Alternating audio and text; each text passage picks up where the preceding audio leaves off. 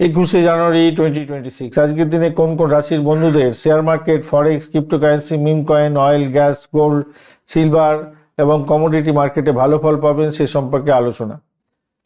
মেষ রাশির বন্ধুদের শেয়ার বাজারে স্বল্প মেয়াদী ট্রেডিং এর ক্ষেত্রে ব্যাংক নিফটি এবং তেল এনার্জি সেক্টরটা ভালো হতে যাচ্ছে। ক্রিপ্টোকারেন্সি, মিম কয়েনে সতর্ক থাকবেন।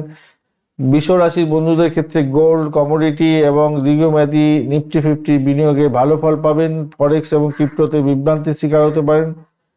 মিথুন রাশির বন্ধুদের ফরেক্স, ক্রিপ্টোতে ভালো হতে যাচ্ছে। যোগাযোগ ভিত্তিক শেয়ারের ক্ষেত্রে এগোতে পারেন, ভালো হবে।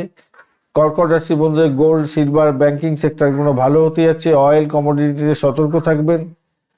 সিংহ রাশির বন্ধুদের ক্ষেত্রে শেয়ার, ওই এডুকেশন সংক্রান্ত এবং এন্টারটেইনমেন্ট সংক্রান্ত সেক্টরটায় যেতে পারেন।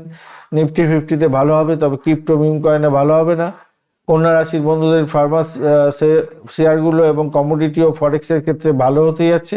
তুলা রাশির বন্ধুদের ক্ষেত্রে ফ্যাশন, লাক্সারি শেয়ার এবং গোল্ডের ক্ষেত্রে ভালো হবে। অয়েল, কমোডিটিতে ভালো হবে না। বৃশ্চিক রাশির বন্ধুদের ক্ষেত্রে রিসার্চ বেস ক্ষেত্রগুলো ভালো হতে যাচ্ছে। ক্রিপ্টো এবং অয়েলের ক্ষেত্রে ভালো হবে। আর ধনুরাশির বন্ধুদের ফরেন ট্রেডিং, ফরেক্স এবং নিফটি ফিফটিতে ভালো হতে যাচ্ছে। মকর রাশির বন্ধুদের গভর্নমেন্ট সেক্টর লিঙ্কড শেয়ারে এবং ইনফ্রাস্ট্রাকচার ও কমোডিটির ক্ষেত্রে ভালো হবে। কুম্ভ রাশির বন্ধুদের টেকনোলজি শেয়ার এবং ক্রিপ্টো, ফরেক্সের ক্ষেত্রে ভালো হতে যাচ্ছে। মীন রাশির বন্ধুদের আর্ট, স্পিরিচুয়াল লিঙ্কড শেয়ার এবং গোল্ড ও সিলভারের ক্ষেত্রে ভালো হবে।